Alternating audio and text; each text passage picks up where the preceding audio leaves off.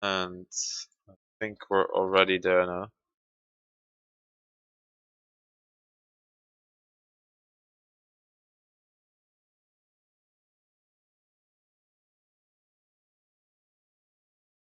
And I think we're already there now. We are indeed. Okay.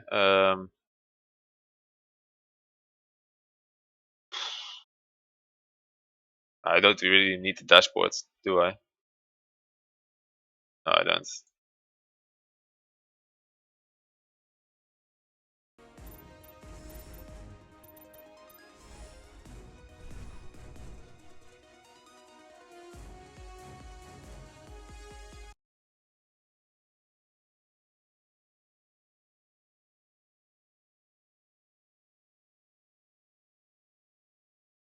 Stream's a bit lagging for me. Second.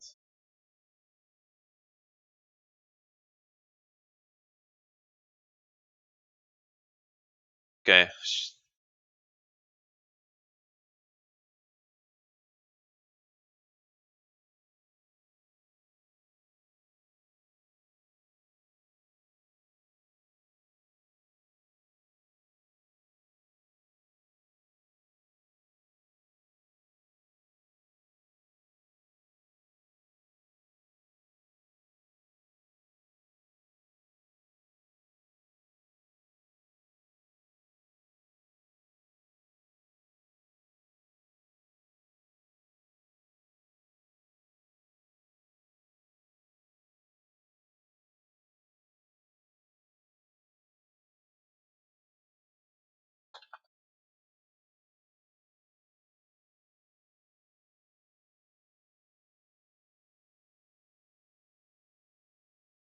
It was. Oh, rip. iFairless. Yeah. Why do you was. upgrade the Honor of the Pure? Like 3 items. On my decker. Yeah. Because I had nowhere else to put in those points. Okay, because you don't really need to, but yeah, that's Yeah, not I a big know. issue. I could put them in my Tempest build, to be honest. Yeah, I should actually do that. It's probably better. Get rid of 4 points. Get 4 points more here. So... Oh, I misclicked there. Needed that one twice. Okay, and that should do it.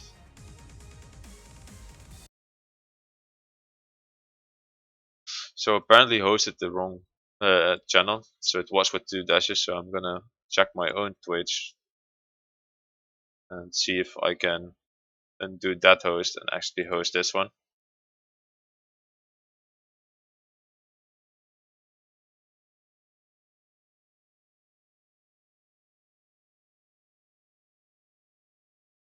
Yeah, I'm hosting this one right now. Okay,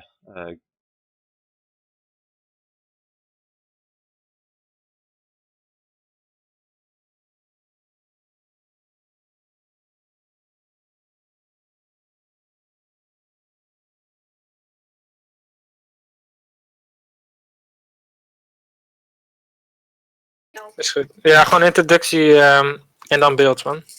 Even wat uitleggen waarom we sport spelen, hoe oud we zijn. Gewoon even introductie, wat we hiervoor hebben gespeeld of zo. Is goed.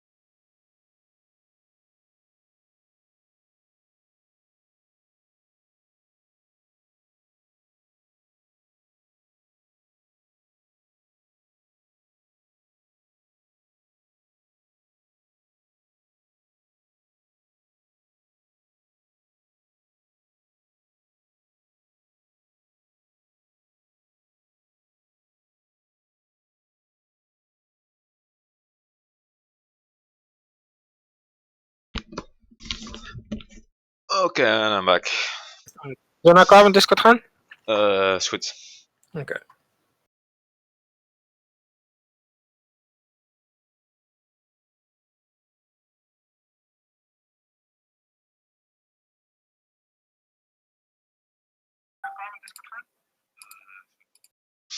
Hey guys. Hallo. Hallo.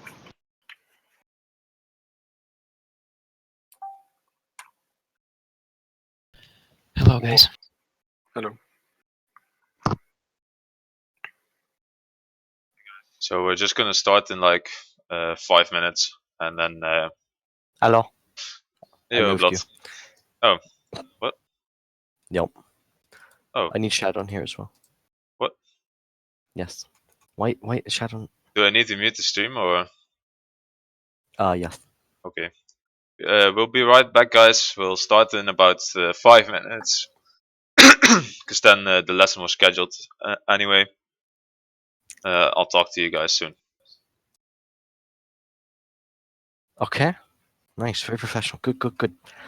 Right. I just want to make sure you both got everything. Yeah. And you're ready. Mhm. Yeah. Yeah. No nervous. What sort of things you can discuss and topics as you go? I'm probably gonna listen, but what sort of topics you're gonna go over and what you're gonna do? Okay. Yep.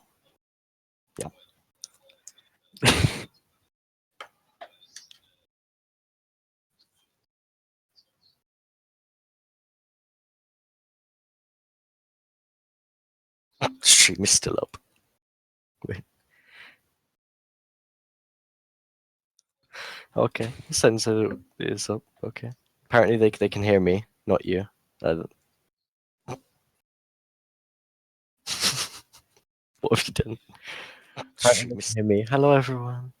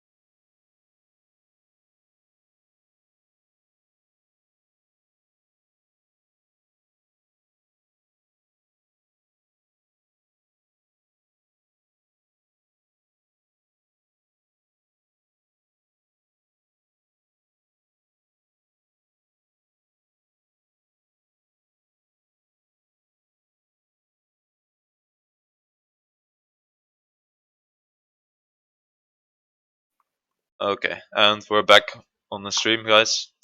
We're gonna start the lesson shortly. We're gonna get all the people in who wanted to join us.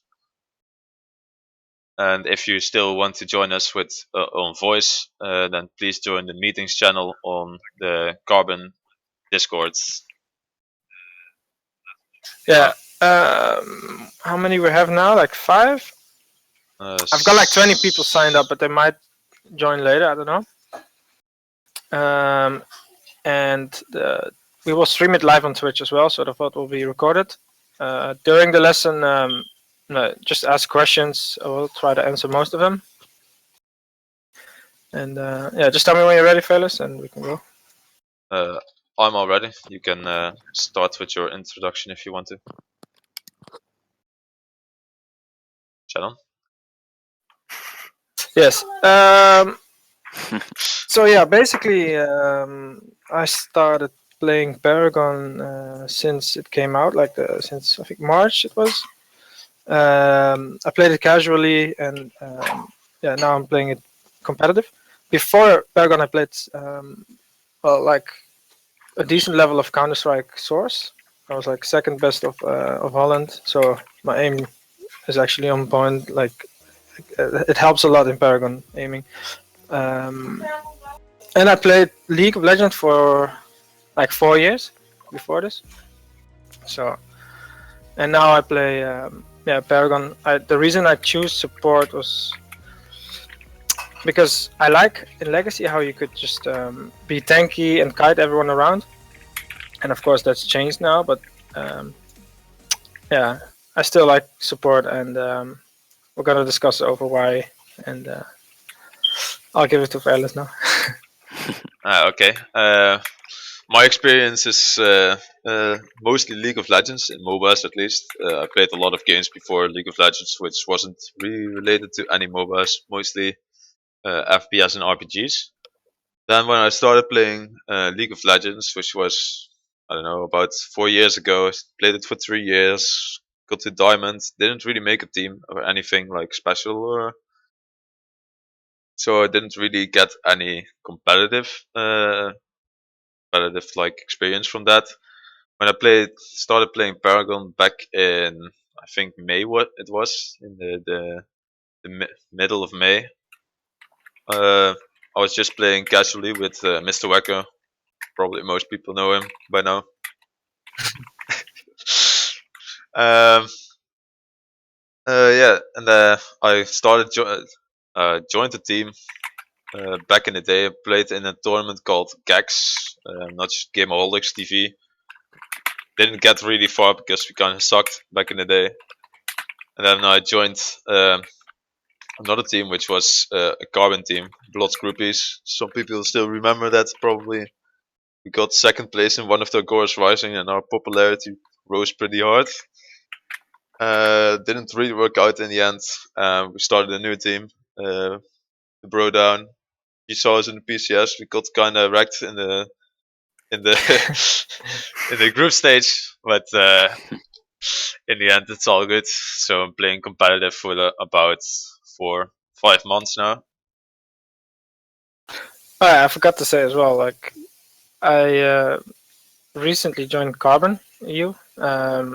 Before that, it was Pochapa, and before that, I was in Team Triggered Salt Miners, and I think all of you know, like Carbon won the PCS now, and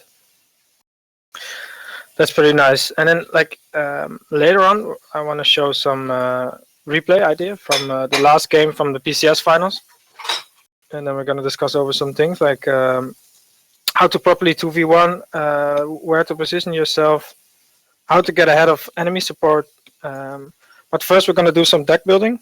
If you guys should tune into Carbon __ esports, and then we'll go over some support decks for you. Okay. Are there any preferences on which hero we want to start with? Muriel? Muriel. Okay. No, I would like to see Deca or Narbash, just because I don't really know how to build them. So. We're going to go through all of them. So That's no problem. Shit. Okay. So I put up my Muriel deck here. I forgot to change something because shadoN just pointed out something really important. Someone has a lot of background noise, by the way. I muted them, can don't worry. agree on that. I muted them. Okay. Carry on. I muted him.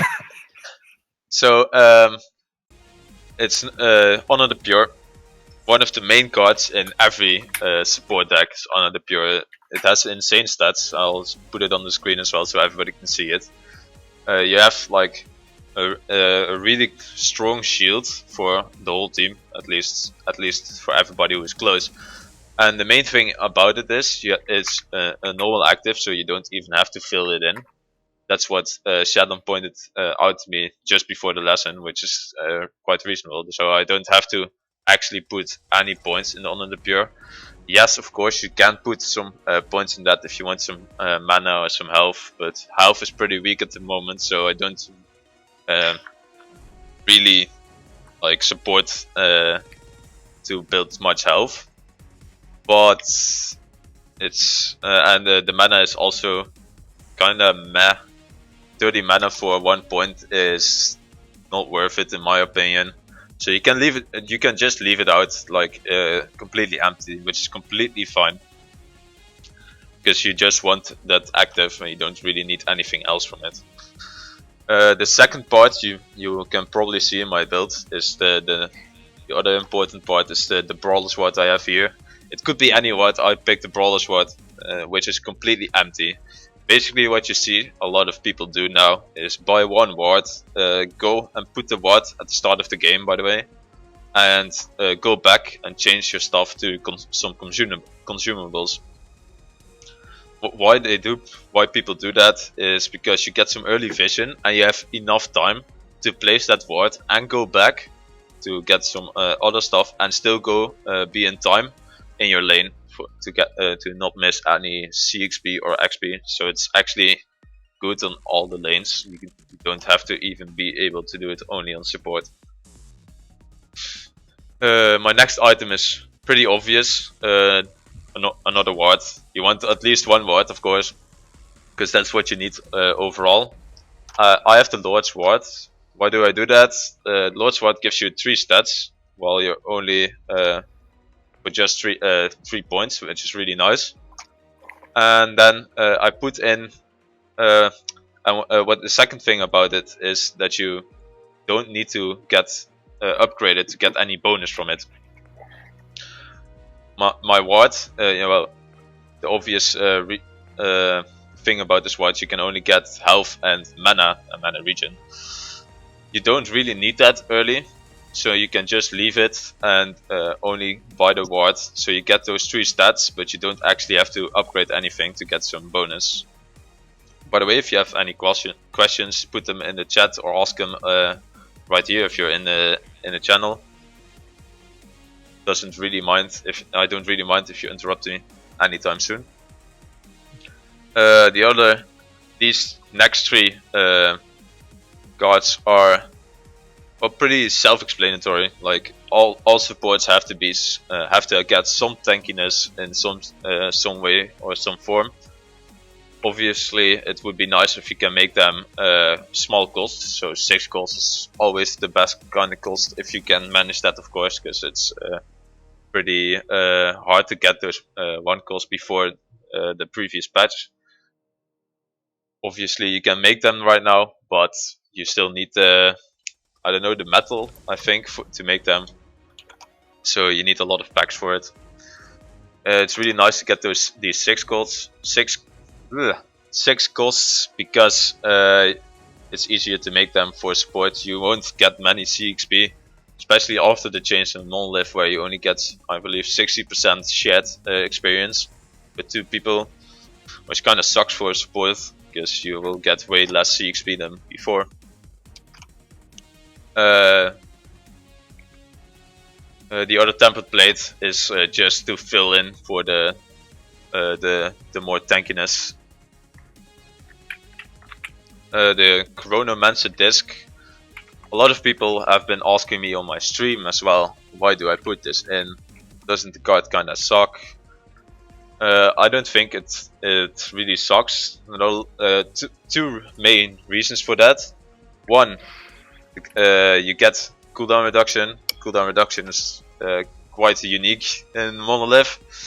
So even though it sounds kind of weird, but for example, if you get a Decker Q, it's 10 seconds cooldown at, I believe, at the last rank at 4. Then if you get the 10% cooldown, you reduce it by one second, which makes it easier to get more stunts off in a team fight, and that combines well with my Nature's Muse, which I'm gonna talk about later.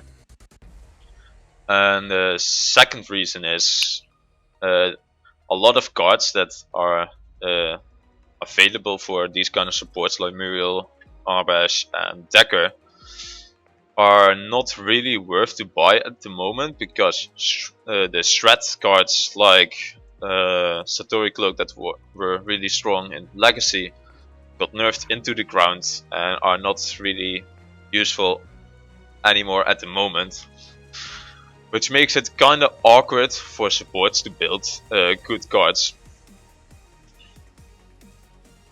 And I see a question in stream. Basic armor is higher than ability armor. Why is that? I can't really provide an answer for that, because that's what Epic chose to do. If there's, well, Narandu is not here, but he's normally the number guy. Analyzer. Isn't Yeah. it because like in the formula basic armor, you need more basic armor to get the same kind of reduction for basic ability or for basic damage. So therefore you need to build more armor to do so. So they increase the point, the armor per point ratio. Might be so. I don't actually know, to be honest. I actually don't know. It's a really good question then. Which is kind of awkward if both teachers don't know the answer to No, a like- question. Well, I mean, it's more like a scaling question, I believe. I don't think you would. I think you need to really go into the math. So, He means like, why do I build more basic armor instead of ability armor? But there's more ability armor coming in on the Tempest Pearl, so don't worry about that. Yeah. And that's a good reason what Solian just said on stream. Basic attacks have no cooldown, while abilities do. As a support, you're kind of like trying to tank some of it, some from your carry or mid laner, but you're never like in the middle of the fight anymore, because you're never tanky enough to tank a lot of stuff. But we're gonna come back into that later when we're gonna talk about the playstyle of supports and such. Well, in terms of ability armor, physical armor ratios, I know that on fighters, due to the lack of HP you build 10 points of basic armor and 6 points of ability armor. So it's sort of that ratio. It's almost a 2-to-1 ratio in basic to ability armor in general, in terms of maximizing effective HP against, as you said, cooldowns and such on the stream. Okay. That's what the calculation said by Naren, so I trust him. Oh, I did. My PC just had a crash. Or did you talk about affinities already? Nope. Not yet. I'm still going through the first deck, but you can talk, or you can say something about affinities if you want to. Yeah, like as you probably all know, like the supports with order affinity is right now probably one of the strongest, because Honor the Pure is like really strong, in my opinion, because like everyone is not so tanky anymore. Health doesn't how do you say it, scale that well anymore, and so it's way better to get something like shields, and that's why Honor of the Pure helps a lot, because it provides your team with a big shield and it makes yourself very tanky compared to just building flat HP or armor. Okay. And I must say, like Rampage is not a order support, but like he is tanky on himself, like with his ult, and yeah, his ult basically tanks enough for him. But yes, so might be an exception the Rampage, but the rest is normally the best supports are the order supports. It's also pretty good on Greystone, right? Yeah, Yeah. exactly. Basically, every order, like you want to have Honor the Pure as much as possible. Basically, it's never a wrong thing to have too much. It's just too good of an item. Yeah, you saw it in the game first for my team against Synergy in the group stages. Like Synergy had like 4 Honor the Pures, and while Wacko had a really nice Gideon ult on them, he did no damage because they just popped all of their Honor the Pures. That's why it's really strong. Like, did you already explain when you should buy Honor the Pure? When no, in the not game? yet. Okay. But you can say it now because we're at Honor the Pure anyway. Okay.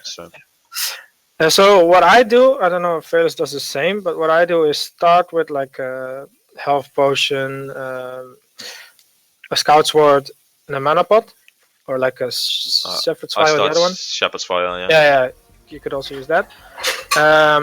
Then with my first pack, I usually upgrade my my ward, my Lord's Ward. I'll take it for the Scout Ward. You don't have to upgrade it because it doesn't give any bonus. At least the Lord's Ward doesn't. For Guardian's Ward, it's different. And the moment when you want to rush Honor the Purest, well, mostly like around the 19 till 20 minute mark. But you could also do it earlier. I see a lot of supports building it very early. And for skirmishes, like if you like you start off with a 2v1 lane normally, and when you get the turret, you go on to probably the 2v2 lane. So for dueling, it's pretty awesome to have in the early levels, maybe at like level 5 around something like that if you can buy it. But it's situational. You don't have to. Normally, I wait till 20 minutes and I buy my first armor item first, like the 1/1 tempered plate first, and then I go for Honor the Pure. And I don't put too much value in the what do you say it? Ability armor. So I skip that one. I usually then take just guard tokens and barrier tokens. So if you want to have a bit of ability armor, just take some barrier tokens or guard tokens in. So you'll be you're already tanky in the early levels. yeah, for me it's like a little bit different. I really like to Honor the Pure early, just like shadoN just said. Like I roam and skirmish a lot early, so if you get into a fight, you can support your team more with Honor the Pure than getting that only the template plate only on yourself. But this is purely personal preference. You can mix it up quite a bit. Continuing on the build and cards in general. Tempest Pearl, you don't see many supports pick it up. I only pick it up in one of my last cards as well. One thing that's good about Tempest Pearl is the movement speed, of course, because movement speed is something that's not well, I wanted to say something differently, but I have no idea what the English word for it is. So basically the difference with Legacy and Monolith is that you don't have any travel mode anymore.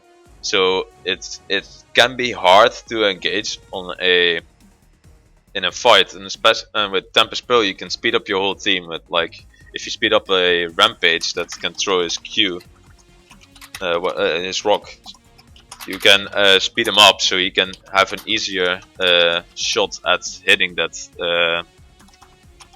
rock, so you can get a nice engage off on the enemy team. This is the main reason why I pick it up, and you can put ability armor on it, so it's pretty alright. If it only had like power or attack speed or anything like that, it would have been way less good card. Like, oh, that's so bad English. Well, holy shit! It wouldn't have been a good card. Yeah, that's the English sentence I wanted to go for, but I didn't know. I just couldn't. I know your pain, mate. I know your pain. Yeah, I'll just move my mouse on the pier so you can see. Someone asked me what does Honor the Pier do.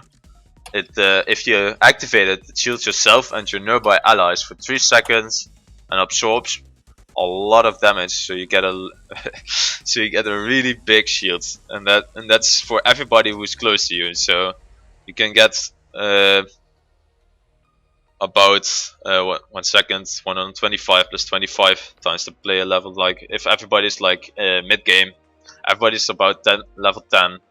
You can get everybody 375 shield, and then for 5 people you can get into total like 600 damage shielded, which is a lot in this game.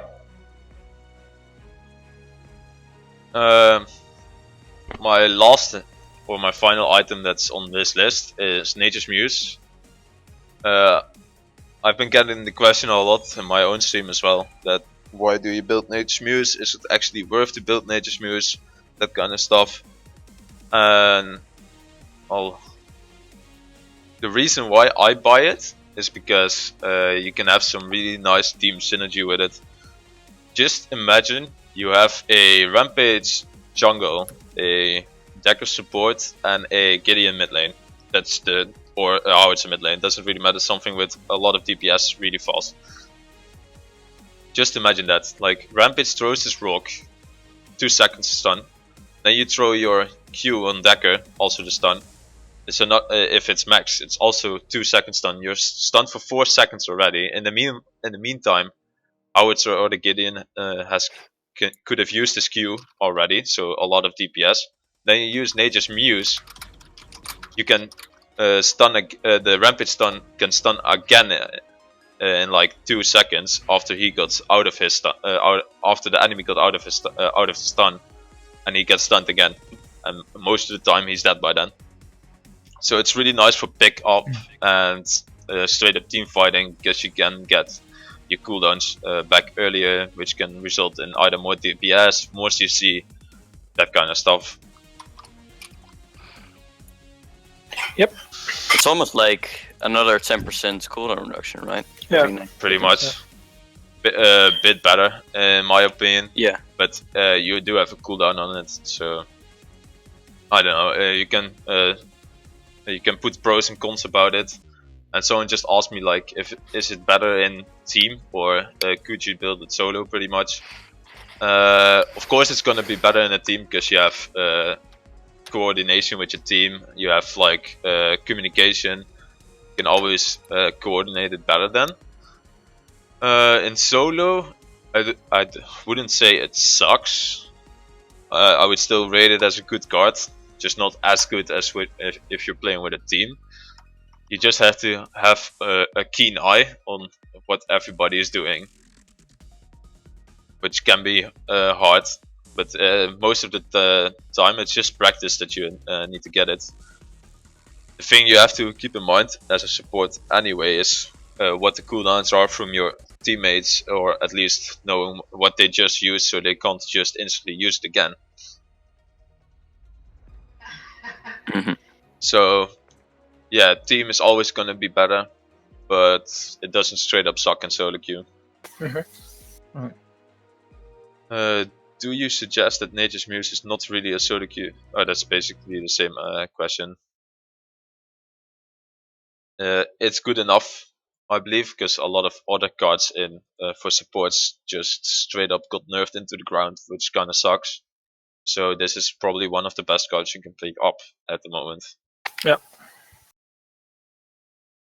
Anything else you want to elaborate on, shadoN? Any other No, cards I that I think missed, maybe?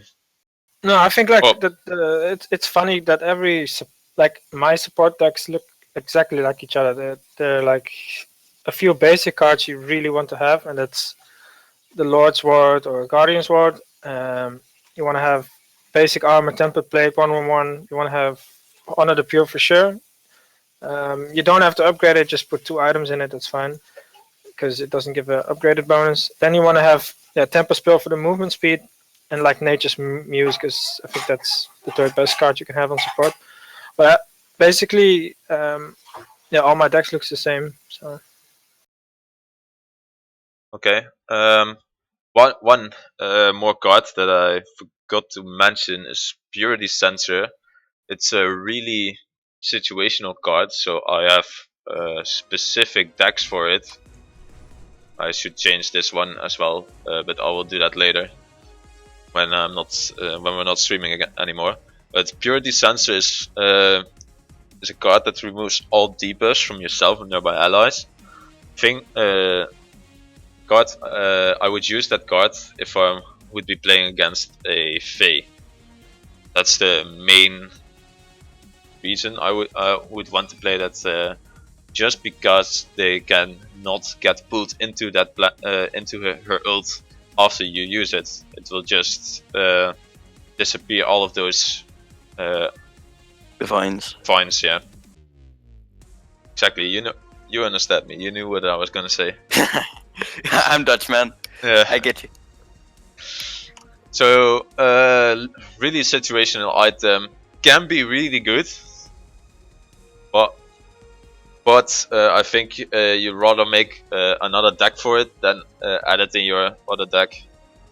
Yeah, it's Just really to have it situational. there. Yeah, I used to play it for against Steel as well. I can Oh, steal yeah, it works, you can- but it's hard to time because you need to do it before he lands. I just mentioned Yeah. Faye, yeah, because that's the one. That one is probably the easiest one to get to do. You can also use it against Steel, indeed, so you don't get knocked up, but you will still receive the damage. You can also use it against a Decker ult. You can use it at the exact moment you want to run out of the ult, but it's also Yeah, really that hard one to is time. like almost impossible. Yeah. Yeah. So there are quite some niche things you can do with the card. A lot of things you have to really practice for it to be for you to actually work. Hey, my computer is bugging like really hard, so I'm gonna restart in a moment and I'll be back. Okay. Okay. I've got a lot of questions in the Yeah. meanwhile, so I'll just answer those. I can understand more Muriel Decker, but on Narbash, I mean, you can build more mana regen to maximize your healing output, right? That's a good question. With Narbash, it's I'm just gonna open Narbash build at the same time, by the way, so you guys can see what am I doing and such. Mana regen is, I don't know. I don't really like mana regen at the moment. I think the healing from Narbash is like, I don't know, 10 mana per second at first level, which goes up to like 40. So it's pretty hard to build enough mana regen to keep the E going at all times, or at least at most of the time. And I think you will have to invest too many points in mana regen that you will have to be reluctant to any other cards, which like Honor the Pure or some tankiness, which you really don't want to miss out on. Even if you're Narbash, you're still like in the middle of the fight most of the time because you're melee. Oh, you were talking about Nature's Muse only. I guess you can put it out, then put those 10 points in mana regen, but it's all personal preference, I guess. Can I answer the question of Mr. R_Ni? Sure. Just He go for it. asked, is Rampage still a good support hero? In solo queue, I feel like Decker falls down a bit because of her bad wave clear, so I thought I'd get a Rampage support deck. Arnie, I think Rampage is in the top 3 supports right now, but I think he's better in solo queue than in competitive. And Decker falls down in terms of wave clear. Like, you don't want to wave clear solo as Decker because it's just not possible. The E has no damage anymore, and the Q doesn't really do much either. So yeah, for wave clear, a Rampage support is really good, but in like the Decker's a bit better than the Rampage, like because she has range, she can just clear wards safely. She has an instant stun. She has the cage. She has a lot of CC. But yeah, Rampage is definitely up there. I think he's maybe top 3 or top 2 supports right now. But he's better in solo queue than in competitive, I feel like. Yeah, I can add to that. I also think that Rampage is top 2, just because the other supports that are here, like Muriel, Narbash, they are decent enough to play. But if you really want to get that edge over the enemy team, a 2-second stun on level 1 with as a Rampage is just insane. It's Yeah. not even about the wave clear. Like, as a support, you're not supposed to. I'm not saying that you can't. You're not supposed to be the one who wave clears. It's Yeah, gonna take exactly. you way too long to just wave clear that wave, especially on Decker now, because he doesn't do anything. You can throw the Q to the ground so it pops instantly, so you get like 200 damage on minions, but it's only half their health if it's on melee and like 70% of the ranged. So even then, it still takes a lot of autos to actually wave clear everything. Yeah, you just want to stand next to your ADC or next to your any other role who waves clears, so you can soak up at least a CP, because it's very important that you roam efficiently. Like we're gonna go over that later as well, where we're gonna show a game, but like how to get ahead of your support. I mean, ahead of the enemy support is mostly because of roaming. You have to be where the waves are at. Like if there's a big wave pushing on the right, just go with your ADC or your mid laner and clear it together. That's basically what you want to do. And yeah, and that's how you slowly get ahead.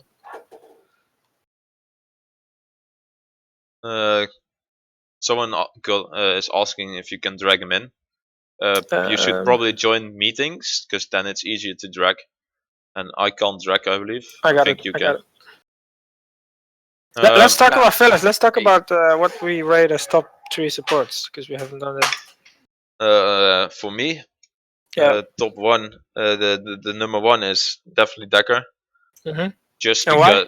because she's ranged, she has great kits, and that's pretty much it. You can escape a lot of situations with your right mouse button. Yeah. You can slow some people with E, which is AoE as well, which is pretty nice. You don't have to buy a card for it.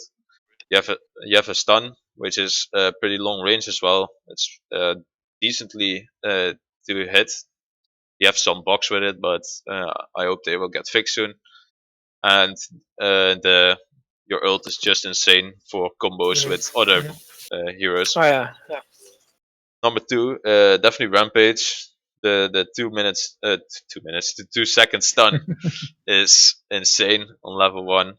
It's the biggest CC you can get, the hardest CC you can get early game, which is why he's picked a lot.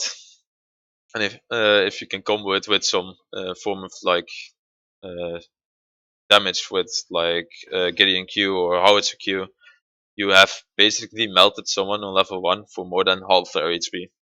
Yeah. That's why he's so strong. He's just he's really nice with ganking and in lane, because you can just zone people out. When you're 5, you're just so tanky they can't really burst you anymore, which is why he has a lot of survivability as well. That's for me. The second and third, it's probably gonna be Narbash for me, Mm-hmm. because I just like Narbash as a hero. He has a decent kit, although his ult kind of sucks at this moment, because it takes a little bit too long to get the knock up, which is and you're very vulnerable to CC. But at the same time, you baited out some CC, some form of CC, which could be good for your team. So it's like my situational pickup support that I will play occasionally. Mhm. And I think for you it's a little bit different, right? Or do you also Um, put Narbash on third? Because I know you don't like Narbash that much. like compared to Legacies, the support role changed a lot. Like the top 3 right now is probably a lot different than the top 3 it was on Legacy. But I rate Decker at number 1 for sure, just like iFairless said, because of her awesome kit. She has great CCs, she's ranged, she's elusive, she can jump over walls and like pretty much escape everywhere she's in. And yeah, on number 2 I will put Rampage, just because of the 2-second stun. Like you can chain the CC so hard. Like if you siege, for example, and you have a howitzer, you can just throw a rock at someone at the turret, and then Howie just mines him back to your team basically. But on number 3, I don't know. I don't like Narbus that much because I think he has a great kit. His ultimate is awesome, but if you get stunned, you're just basically kind of fucked. And like I don't know, it's the problem with Narbus is if you want to clear a ward, for example, and there's an enemy next to you and you don't know it, you're probably dead. You're just going all in. You can't just go out like a Decker who can clear wards from a distance. So it's very, very risky to play Narbash. Like you need to be very safe. You can't just play him. Like you need to keep your distance and be careful because you're pretty squishy in this meta with Narbash. So yeah, I don't know. I don't know if Muriel is the top 3 for me, then the 3rd place, but I don't know. I kind of like Muriel over Narbash because I think Narbash is too squishy at the moment. But so yeah, that's my top 3. I think so. Like Decker, Rampage, Muriel, or maybe Narbash. But I think Decker and Rampage are way better than the others. At least Decker, and she's also there's an overview which people made about the PCS pick and win ratio, and you saw like the Decker had a 80% pick rate or something, and like an 80 or 70% win ratio. It's a very highly contested pick basically because she is in fact number 1, I think. I'm gonna go through some of the questions. R_knee. The Rampage build is now on the screen.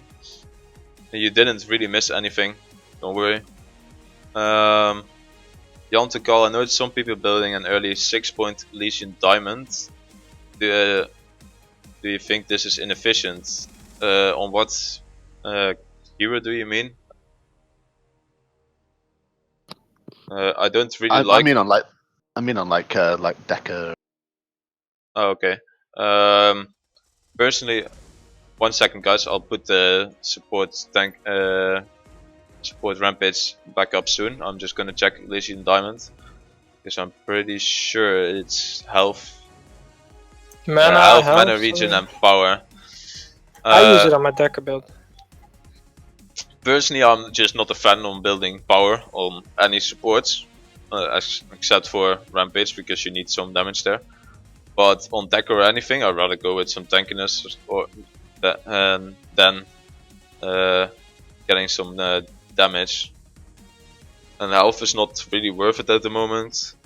And I don't really like the mana regen now. I'm never in mana problems with my Decker as well, so that's why I don't build a Legion Diamond. But maybe shadoN can say why he does build it. Yeah, like Blood gave me this Decker build. I like it a lot because he told me like mana regen is pretty good at the moment. Yeah, and like I disagree a bit with the power. Like I like to have a bit of damage on my supports because just for last hitting, sometimes it can be very difficult to just last hit without any damage. And I think it's really important to get some of the last hits. Like even though you see a support having 40 CS in the end game, it can mean a lot. Like it's and it's basically just easier to last it with power. And I think Elysian Diamond. Just a quick question. Yeah, sure. Is it worth it to pick Mad Sports Ash or Radiant Mantle just for sake of helping your carry to last hit or something? No. You mean on lane? Yeah, wave clear. No, I wouldn't do that. I think the ADCs have a lot of like they're super strong right now in early game and late game, and they can wave clear on their own like pretty fast. So I wouldn't do that at all. cost 5 to 6 points for you as well to build, which you can also invest in either Honor the Pure or some tankiness. So more tankiness, like a full temper plate. So in my view, it wouldn't be worth it. One more thing, Exalted Panda asked, do you think Navis would be more effective if the node was in reverse order, so knock up, then slow? Yeah, 100%. The thing is, if you could do that, you would have blinked in first, use the ult, knock everybody up, and then slow everybody. So you will 100% get that knock up, which is what you want. That'd be insane. Yeah, I know. It's better than steel. That's basically back to the steel old days with Shockwave. Shockwave, yeah. The problem with Navis right now, I think he's too squishy. Like his kit is great. I think, his ult gets cancelled, yes, but if he goes off, it's really strong. But he just gets melted down. If the enemy team focuses on Narbash, you're basically 4v5 already. And normally you want to focus like a Narbash because he just blows up, especially when you're howitzer against him. That's the problem with supports in general. You can't just get in the fight and just be there in the main front line. You just can't do it anymore. Which is why, which is why I don't like Narbash that much in this patch, but in this on Monolith in general. But I still think you can do some pretty cool things with him. That's why I'm still putting him on third. But we'll go back. Yes. There was some insane idea of building damage on Narbash, so it was like something like an assassin or something. And the funny thing that it worked with damage, which actually works in the jungle, but I think it's more like a scrub build to do that. That's what Blood did, right? Yeah. He built a he built a jungle Narbash deck, and he actually won games with it, but he Let me just say, I wasn't the game. I wasn't the game. I remember weird that stuff. Okay, and just because I made it won a game, and just because it works doesn't mean you should do it. Yeah, no, it doesn't mean it's good. It's not competitively viable at all. Spec Ops Bash, huh? I wouldn't even say it's solo queue viable, but yeah. Yeah, well, I mean, maybe in like silver, low gold, but yeah. For Rampage, is a situational, but if the changeling build like Tainted Magic or something. You don't see anyone building Tainted Magic or any sort of poison. I believe it's with poison, right? Yeah, it's poison. I haven't seen poison on Monolith yet. Okay. So the keyword is yet. The keyword is yet, indeed, because you never know what Epic is gonna patch. Iggy is also out of the meta. Yeah. I'm surprised more people don't buy poison, actually, because it affects lifesteal so heavily, and it's very, very strong. I've been buying it on Grux consistently, Tainted, and same with Sev. Bane Flesh too. It might be good on like junglers, but unsupported on. I don't think you have the CP to allocate as a support. Yeah, also. Yeah, they're not really. They're not yet like. What is it even? Corruption support. So. No, the only one is Richter, and he's in a bad position. Yeah. Oh, like. Yeah. I mean, I saw Arctic making work with like Blinkter, but that's basically the only deck that makes him viable at all.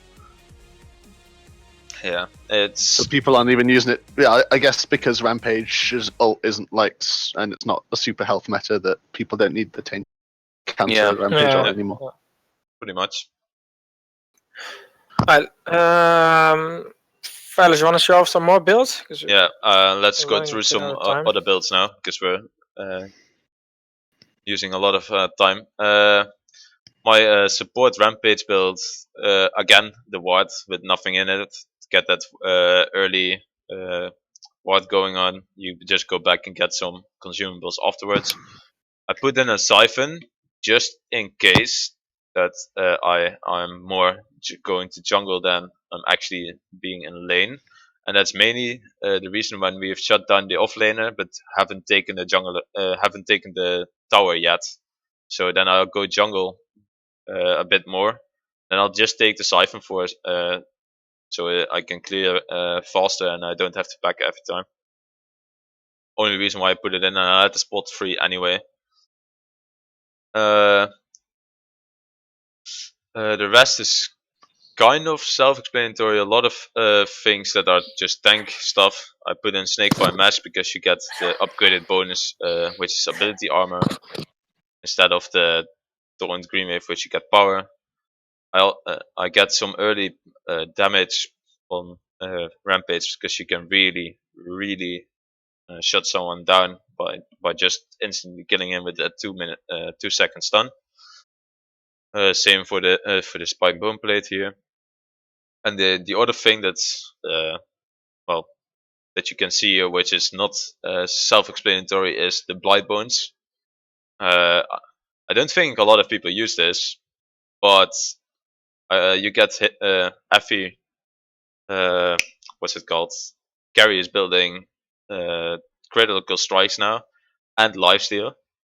So when you get Blight Bones and they hit you with a critical strike, you reduce their healing, so also from lifesteal, by 75%.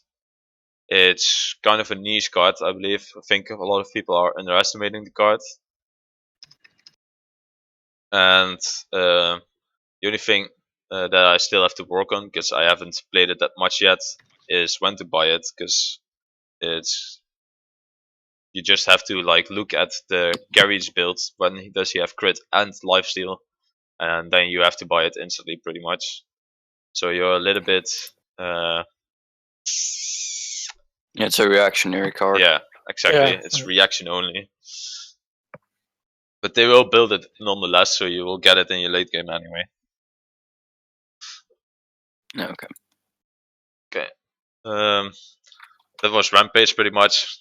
Nature Muse I already explained, and the rest is pretty much tankiness with some damage in between, because you want to blow people up in the early game. And the tankiness is for late game. I'll show off my... We haven't done Decker, right? No. Decker, pretty much the same as Muriel, by the way, because yeah, they're pretty much the same anyway. The only difference is that Muriel gives shields and Decker is more like CC heavy. So build's pretty much the same. I think Tempest build is more appreciated on Decker than on Muriel, just because you get that extra speed bonus to maybe cage someone or the whole team. I'm just gonna go through them pretty fast now. If you have any questions, please put them in the chat or ask them if you're in Discord. I did put Narbash up already, I believe. Yeah, I did. By the way, I'll post my decks as well after this lesson, but basically my decks look close to the same. I just put in Elysian Diamond, but I already explained why. But like I said, there's like a couple of support items you really want to have, and that's the most important. You can't do much wrong if you build those items. Exactly. And then pretty much the last one is Steel. The only reason why we didn't include, or at least why I didn't include Steel in my top 3, is because I like Steel more on solo lane than as a support. The reason for that is that you don't have much zone potential in the lane as a Steel. Yes, you can throw your E so he doesn't like the shield thingy, so you can't last hit, or at least get slowed before you can get in. Yes, you can Q him away, but you're not ranged. And range is such a big deal with it, and you don't have like an actual stun like Narbash, who can still zone pretty well. That's the main reason why I don't like him on support. But obviously I still have a deck, because sometimes you just need to play it because his ult is insane. Going through it pretty fast, because some items we have already talked about. On the Pure, of course, you get the 6 cost. The only thing that people probably don't know yet, or at least we haven't talked about, is Barriophil. It's pretty much the same card as Honor the Pure. They only cost 2 more, and you have a fully upgraded bonus on it. I get Honor the Pure early because it's only 6 cost, and then upgrade it to a Barriophil later. Because you want that fully upgraded bonus on this. You can't buy them together, because they will both just go on cooldown if you use one or the other. Okay. Something that people might weird out: Shockwave. I put it in mostly because I want to test it. I've only tested it like 3 times, so I can't say if it's good enough or not. So maybe shadoN tested more on support steel, but in those 3 games it was kinda alright in some situations, and then the other situation I was like, why did I buy this yet already? So maybe it's better as a as only late game card, and I think it's pretty situational as well. It's easier to hit your ult with it, but your ult is pretty much instant anyway, so Yeah. it's alright. Maybe shadoN has a different steel deck. Basically, to be honest, I didn't really put too much effort in building a deck for steel because I don't want to play him support on Monolith. Just like iFairless said, he's not good in the 2v1 lane because you can't zone with him. He needs his level. He needs his level 5, and yeah, it takes so long on the safe lane. So it's way better to play him off lane right now. I think you shouldn't play him on support unless you really want to try him out, but I wouldn't do it. Like he's at the moment he's not a real support anymore, I think. Okay. Did we miss any characters? Anyone else who wants to see a deck? I do have Richter deck, but Richter kind of sucks at the moment. Well, in the for general. people interested in Richter, then I can show it, I guess. Yeah. I mean, I would also like to forward to what is it? Arctic's YouTube channel. He recently made a video about a deck he made for Richter, which was actually, in my opinion, quite good. Might want to check that out. Okay. I haven't watched it yet. I'll put it on my list to watch. Okay. Thanks for the information, though. No problem. For Richter, pretty much the same thing as steel on intellect cards. You want that barrier of will. You want obviously the teleblink because you need the blink with Richter. You want some tankiness, some early game tankiness, and I got some mana regen in, but I don't know. His mana pool is a bit on the low side anyway, so you might want to switch it up for some more mana as well. Kinda depends on what you like. It's not Richter's not that viable for support at the moment. Wouldn't suggest to really pick him up, but if you like him, then sure, I can't put anything up to you. Like, you don't have to do it because I said so. Why do you think he's that bad on Monolith? His pool costs too much, right? Mainly because his kit just costs too much mana. You don't have enough mana early game, and that's why you can't make any decent early game plays. You really have to hit all of your hooks. Yeah. Because in the late game, if you miss a hook, then you just die because you're standing still. And if you hit a hook, it's gonna be a 1-for-1 because your team kills him, you get killed by them, and in the end it's a 1-for-1. So you're pretty much in a lose-lose situation when you're playing Richter. I sent you the deck, I sent you the link. Okay. You could put it in the chat. Also, If Richter's people- hook if is. people are interested. Oh, sorry. Sorry. I think Richter's hook is also way too short at the moment. I don't know. They nerfed the range of his hook. It's so short right now. It actually looks funny. Like. Yeah, I think like it's just that Richter's really XP hungry in the fact that he needs to get his hook, his level 4 hook really quickly. Yeah. And if you're supporting, you're cutting your XP gain in half. So that way you're just it takes too long to get there to even be effective at a pool. Almost the same thing with steel, really. But then he is also really bad in the offlane. So. Yep. Okay, then I've noticed one more question in the chat. What about howitzer support? Oh, that's interesting. Howitzer support is very interesting. You can make it work because you can get some nice pickups early game. I do have a deck. I'm not sure if it's good enough because I only played it a couple of times. Obviously, you want the Barrier of Will, and the rest is just damage because you're still howitzer. You want to output as much damage as possible while trying to get that pick with your mine. I think shadoN played it a bit more than me though. Yeah, I don't know if you guys watched the PCL, the American version of the PCS. We did like 3 weeks ago, and it was actually funny because I tried a lot of different supports, like gadget support and howitzer, and actually it worked until we got into the semifinals with that comp, and it was looking pretty good. I think on this monolith, supports like caster supports can be decent, especially howitzer. And the reason, because you have the mine. The mine at the moment is so strong because if you shove in minions to the tower, to the offlaner, you can just mine him back to your ADC, and you can basically kill him. And yeah, howitzer at this point is, in my opinion, very overpowered. His Q is insanely strong. And his for support, I think he can do.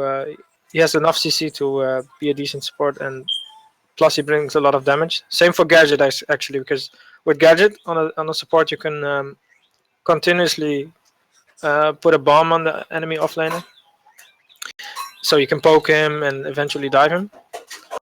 And so yes, he also have some kind of CC like the speed gate. Yeah, I don't know. I think these supports like gadget and howitzer are definitely viable.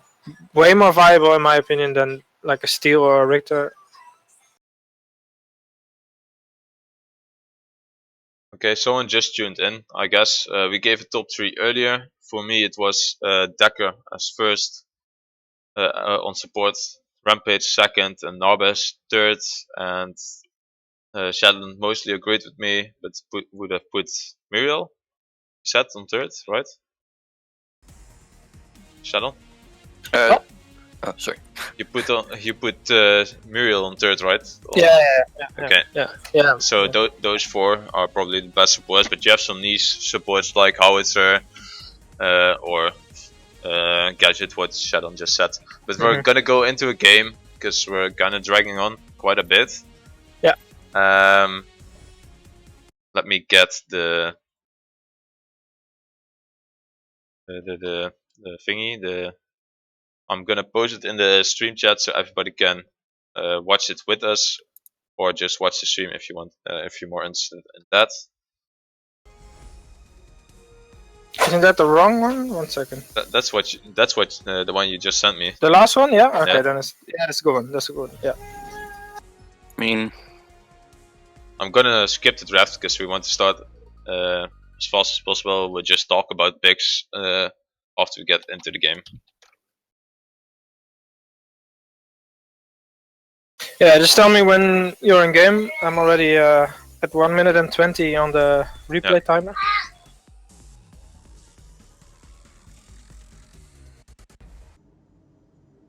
Okay. Let me get to 120. Okay, I'm at 120, 121 at the moment. Replay time. Okay. If you count down till from 3 to 0, then I'll Sure. play. 3, 2, 1. Let's go. Okay, I got it. So we, since we have limited time for everybody, we chose to do a different one than we had before. So, are we gonna? We're probably gonna be on you, right, shadoN? Yeah. Yeah. So let's go over this game. This was the final match of the PCS. It was 1-1 back then. Yeah, it was 1-1 back then. And this was actually the first time in the 3-game series that I could have played Decker, and I was really happy with that. Basically, we all had our comfort picks, and yeah, we were very confident at that point. Like you see, at the enemy support is Rampage, like we said, really good support, but I think he's better in solo queue. We're probably gonna see why later. I'm starting with a, let's see, Scout Sword, Mana Potion, and Health Pot, but you can switch it around with Sephard's File, and the Mendes File doesn't really impact that much. Okay, right now we're having a standard 2v1 lane. Yeah, if the offlaner is a melee, you don't want to push. You just want to freeze as much as possible. There are certain ways that you can just freeze the lane over and over. You have to ask Naren for that specific things. But yeah, so basically when you're against the melee, you want to freeze. And the enemy offlaner right now is Quang, played by Array. And the offlaner normally starts with a white camp just to get some XP and CP going. Mostly because the lane is frozen close to the enemy tower, so he can't really get in there because the decker will just show them off right what shadoN's gonna do right here now. Yeah, so basically you just wanna, as a support, you just wanna try to zone him. Just get some pressure, stand in front of the last minion, and just walk up to him so he walks backwards. Just it's all about the pressure right now. Like you're not gonna instant stun him, you're just gonna hold on to your stun. Unless your ADC is a bit closer to get some damage off. Also, like right now, the wave is pushed already, so you just might as well just push the minions into the tower. Because at the moment when you push in the minions to the tower, he will lose a couple of them because he can't last it all of them. So if your wave is already pushing, just completely push it. Because at the end, you want to have the tower as soon as possible. So the first minute you freeze, when the lane is pushing, you just want to continue pushing it into the tower. I think the river buff, yeah, like the river buff spawns something like 20 minutes and 55 seconds. You want to rotate as support to the right river buff, just in case the enemy jungler or mid laner comes to take it away. So you want to have control over the river buffs, and the support should help. Like you should rotate from minute 2.55 to the river buff and check if help is necessary. The main reason for that is that you can always secure one of the river buffs like that. You will always have a number advantage when you're there. Oh, look at this, the gank happening. Floppy is going in. Yeah, I still haven't used my stun. Now I used my stun on both of them. I was actually maybe more luck than skill, but you wanna try to stun the Grux grab if you can. I actually quite missed it, but well, not really missed it, but I didn't see him coming in. Okay. But you could see that you stunned both of them, so I guess we got the main point. Mm-hmm. So now you have 3 points to spend. Yeah. Why don't you back yet? Because you don't want to back solely. You don't want to leave your ADC alone in the lane. Like if he needs a couple of points, just stay with him. And it's basically 2v1 anyways, like Floppy's going back, you can just stay on the lane. You don't have to be afraid in 2v1 lane, because if the jungler comes, normally you can just kill them if you play it right. You always want to go back together, unless you really need some solo XP. Like now I'm going back, and Undead is going back as well, see? Let's see what I buy first here, I don't even remember. The ward. Yeah, obviously. I always buy the ward, the 3-point ward, Guardian's ward. And the reason why you discard the Scout's ward is because they have pretty much the same cooldown. If you place a normal ward, the other one goes like one less as well. You have 2 charges, and if you place the Scout ward, 1 charge from your what's it called? This one. Guardian's ward will also disappear, so you never need the Scout ward anymore when you have the normal ward, the actual ward. Okay, so Quang is backing, so instantly try to push the wave. As a support, you just want to hit the back minion, like the siege minion or the minions in the back, just to help your ADC a bit, so you can push faster. Because ideally, right now we want to get the tower down and switch as fast as possible. Because it opens, if you have the enemy turret, it opens the map, plus it gives CP, plus you can just try to defend the left turret. Let's see.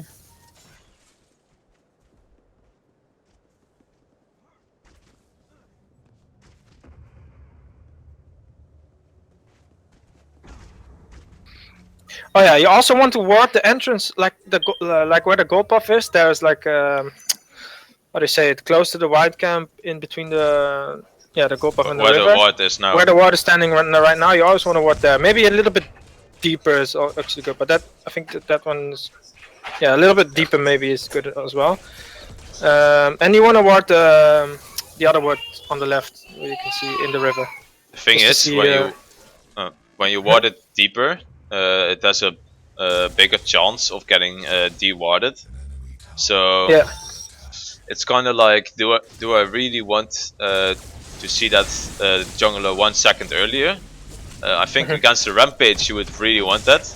Against the Grox, it doesn't really need to be, because he actually has to dash in to get his Q on, and if you're fast enough, like shadoN just was, you can just stun his grab. That's why you don't want to spam your stun to poke the offlaner, never. You just want to poke the offlaner with auto hits. You only want to use your stun if the ADC is close, and then you can get some damage off. Because the stun is really important. Oh, you can use it if you know that the jungler is nowhere near. Yeah, then. If like the jungler has been shown on the other side of the map, then you can go for an arrest on the solo laner. You can use your stun for that, because before the jungler is back, he will already have it up again.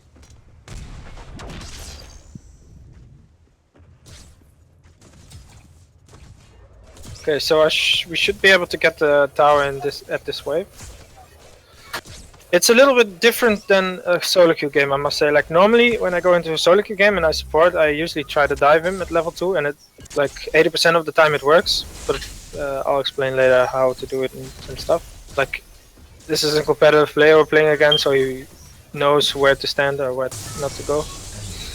Look, right now we got the turret. You want to push the last few minions in, and ideally you want to switch to the left lane, always. Because our offlaner has a hard time as well, so he wants to have some free farm on the right, like a 1v1 lane.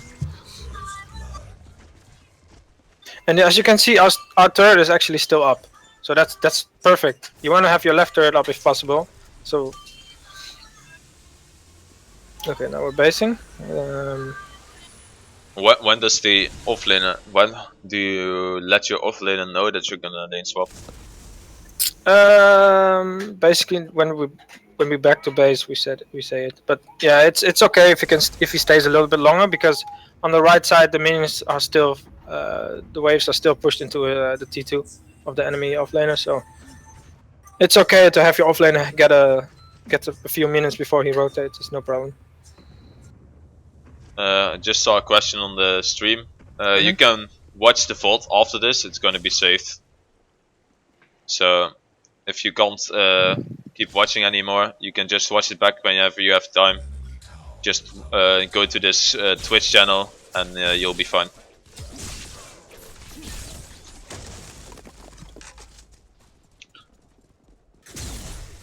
Yeah, so right now what you want to do is, again, just get the turret as fast as possible to gain the extra lead. You want to push it in, like right now our offlaner stayed for a bit, that's perfectly fine. And now he's rotating because the wave is at his turret right now, so you don't want to miss that CP. And what are your main objectives, or at least what do you do as a support? Now it's a 2v2 lane. I like to play very, very, very aggressive, especially with Decker. I always wanted to go for the kills, but your main objective is actually to get your carry ahead by not helping him CS, but just protecting him. So you have to position yourself ahead, in front of the ADC, ideally. Not always, of course, but just try to do as much as possible. Do you always want to lane swap if possible? Yeah, I think yes, because you're basically giving some breathing room to your solo laner to catch up, pretty much. Which is preferable, but it's not necessary such a case. I don't Yeah, know, there's a but big fight happening here. A skirmish. Let's see what's gonna happen. Yeah, I'm basically caging one. I think Blood's gonna take the kill there. if you had Yeah, done so it, if you had done it 1 second earlier, you would have gotten all of them, right?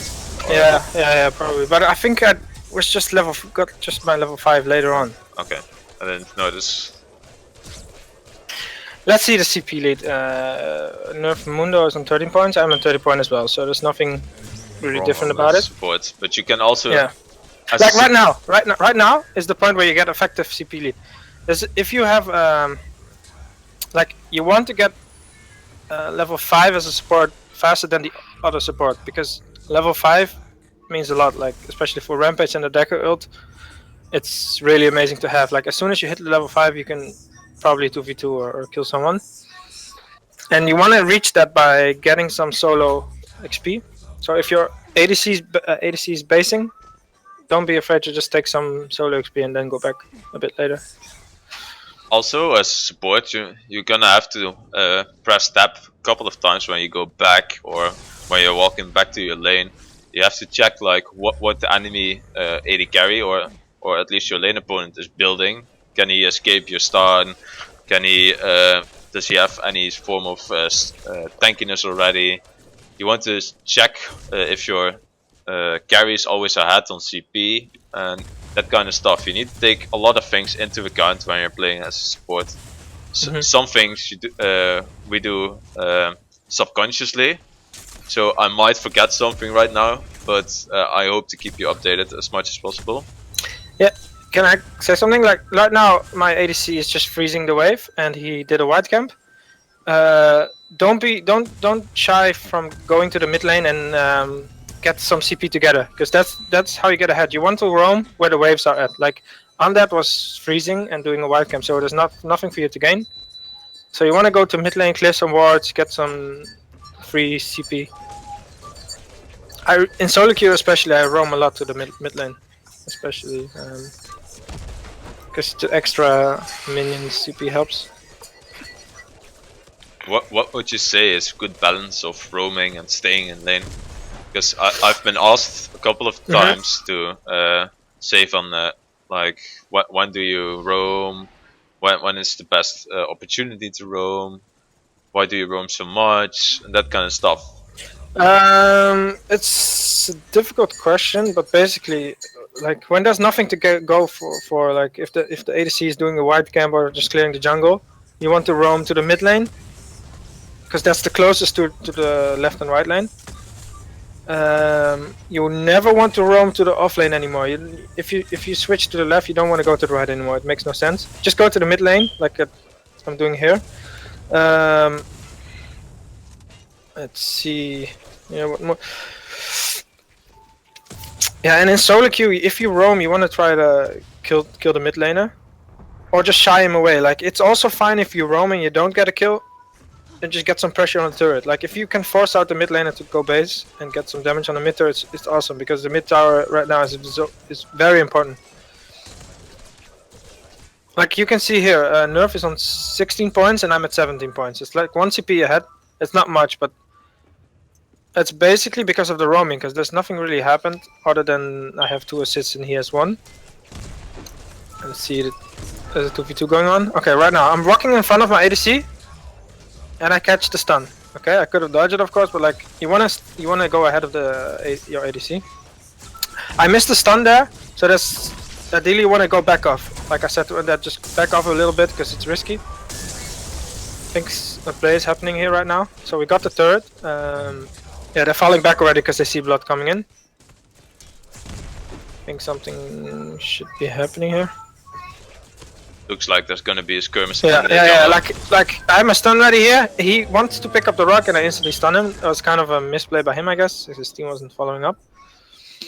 He was thinking of going to help his team in his jungle, but he walked the wrong way. Yeah. Basically, what he should have done, or if he wanted to help at least, he should have walked all the way back and go into his jungle from his base. Now he was very vulnerable from both sides because Blood was also in that jungle. If he walked back into the jungle, Blood would have got him. If he didn't, then shadoN got him, and which he did.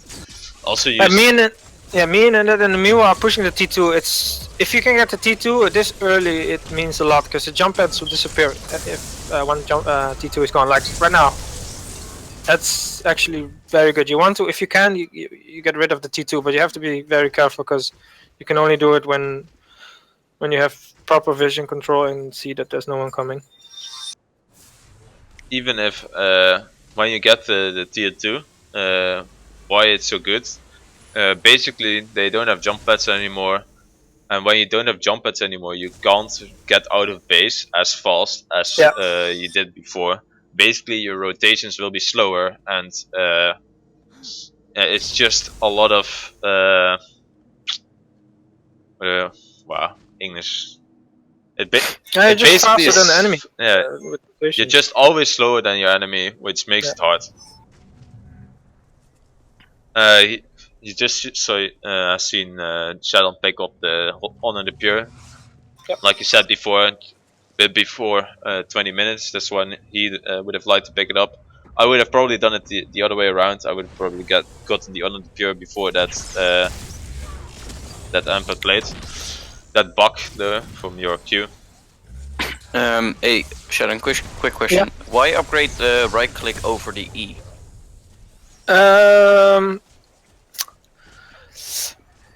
Yeah, basically, I level my Q first, and then I level my right click.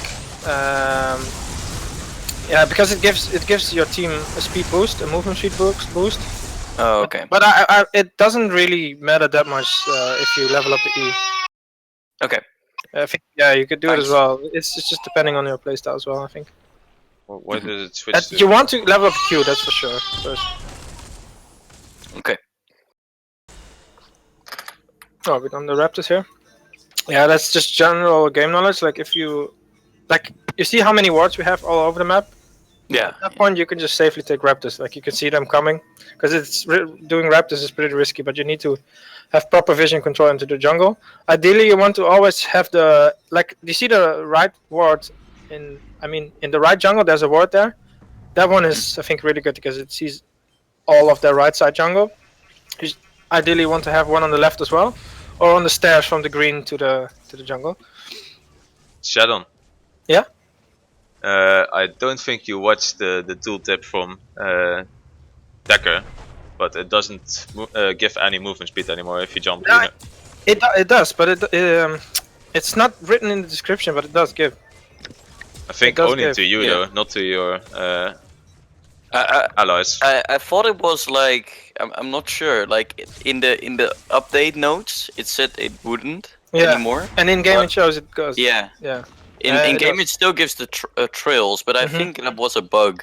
I'm not 100% sure. I'm pretty sure it doesn't give it to minions anymore, so I'm pretty sure it's not to allies either. Well, I know it does give the trails to allies, but I thought it was a reported bug. I'm not 100% sure. Oh yeah, this is interesting. Can we slow the time here? Wait. We can. Not yet. Wait 1 second. Okay. Okay, no, not yet happening. Yeah, I just want to clear the wards. Like the key to winning games has a lot to do with pushing your advantage. So you want to have the Raptors, you want to clear all the enemy camps, the jungle camps if you can. You want to deny them vision, because if you deny them vision, you can you have dominance over the map. You can roam everywhere you want and steal everything away from them without being caught. That's why you want to deny them vision, especially on the OP buff. If you can deny them vision from the OP buff, you can basically just fake the OP and bait someone to check over there and kill him. Yeah, a lot of people in the chat are saying that it really doesn't give any movement speed anymore. The blue trails are just a bug.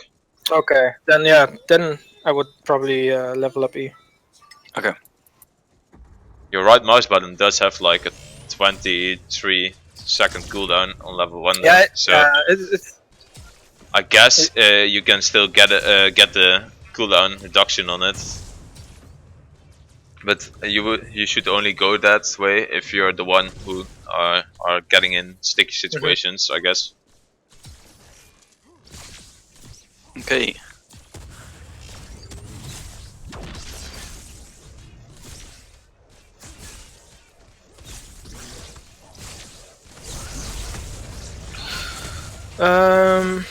Let's see. Yeah, here it's gonna happen here, I think. Okay, we don't have to slow it down. I think we can manage it. Okay. So yeah, there's a siege going on. We try to poke them with a comp. I'm getting very, very low here. Someone stunned me under the turret. I'm still deciding to just continue instead of placing, because I have Honor the Pure still. The reason why you didn't use Honor the Pure there is because you want to get most use out of it to support the whole team with it, not just yourself. Yeah. Look what's gonna happen here. I still have my cage, and I still nerf here.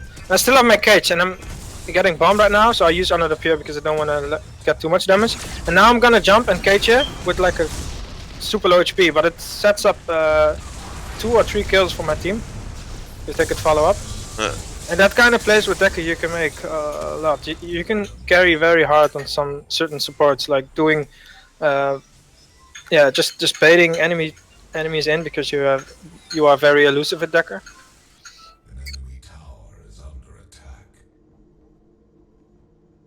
This is especially known as Decker, but what would you do if you were playing Rampage there? What would I do if I play Rampage there? Yeah, well, Rampage is different. I think when I was full HP there, I would just try to rock someone under the tower and hopefully wait for Mikey to land a mine there. But I wouldn't dive with Rampage, especially when I'm that low HP. And I think you shouldn't dive anyhow, even though you're full HP Rampage. You shouldn't dive because you get melted pretty fast there. Just want to rock. If you siege someone under the turret, just rock it. Why did you stop there on that black buff? By the way, you hit it twice and then stopped. I think I was looking at tab. I don't know. Wow. So I think the enemy team is gonna get it right now. Or someone got. I need to black. I don't know. I don't know. This level of team play is indeed unthinkable in solo queue. But we're trying to give you like some pointers which you have to watch for as a support player. Even if you're not playing in a team, you still have to keep some things in mind that we have mentioned earlier, like when to go for a stun, how do you get rid of your offlaner, pretty much, like how do you zone him out, that kind of stuff. Even though it's different, everything will be different in solo queue. Most things that most tips that we gave, pointers, will still be useful in solo queue. It's just that the follow up on some engages will be either slower or non-existent in some cases. Yeah. Can we pause it like right now and then resync? Because I want to point out some things. Sure. I paused it at 24 minutes and 40 seconds in game time. I'm at 24.39, so yeah. Okay. In game time. Yeah, like this is a competitive game, so solo queue works a bit different. A lot of people ask me, yeah, why can't I carry my team on support, blah blah blah. Well, you of course you don't have the damage like the mid lane or ADC, but you can actually carry a lot. Like it's not everyone notices it, but like what was I going to say? Like yeah, you can carry your team by getting your team a lot of vision. Yeah, like I said, place deep wards in the right side enemy jungle, place deep wards in the left side of enemy jungle, place a ward at the where the enemy green buff spawns, like on the stairs there. You wanna, so you can see the river, you can see the stairs, you can see the main like part of the jungle there. Yeah, well, main part of the jungle. with only one ward, which is pretty insane. Mm-hmm. But I think it's in the Carbon Esports crash course, Monolith crash course. So if you haven't seen it yet, please check it out on YouTube. Yeah, and it's a very good thing to stay ahead of the enemy support. Like right now, I have 7 assists. Nerf has like 1 assist, and yeah, the CP lead is now like 3 points. But that can mean a lot. That can mean a fully upgraded item, basically. And yeah,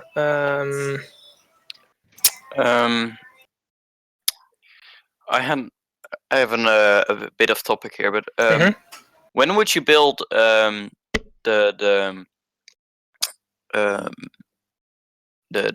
Nature's Muse? Like, would you build it like late game or bit of the end of mid game?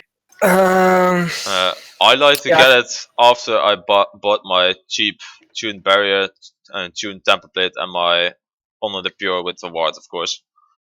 Okay. That's when I try to get it. So that's about In the mid game or something. yeah, it's about 30 minutes in. Mhm. Probably gonna get it then, because you also need to fill it in. So that's in total 10 CP. Otherwise, you can't use the active. Yeah. So if you first need some kind of tankiness, some survivability, and of course wards, because wards is a really it's the main point as a Ward support save as well. games. Yeah, exactly.